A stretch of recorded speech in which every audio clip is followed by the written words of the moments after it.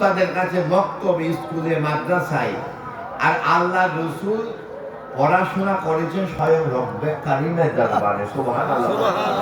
যার যিনি সমস্ত কুল মাখলুকাতের শিক্ষক, তার কাছে শিক্ষা নিয়েছেন মুহাম্মাদুর রাসূল সাল্লাল্লাহু আলাইহি ওয়াসাল্লাম। সুবহানাল্লাহ।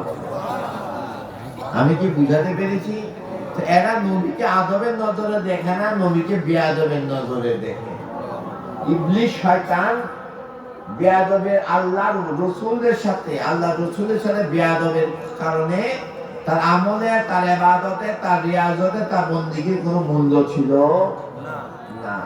তদ্রুপ তারা বেয়াদবের রসুলের কারণে যত বড় আলেম হোক, যত বড় বিশ্ববিদ্যালয় থেকে পড়াশোনা করুক, বেয়াদবের কোনো এলেম নাই, বেয়াদবের কোনো ইবাদত কবুল হয় না।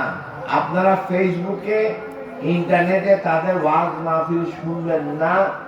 শোনার জন্য কেউ যদি বাচ্চা কাচ্চারা শুনে নিষেধ করে দিবেন।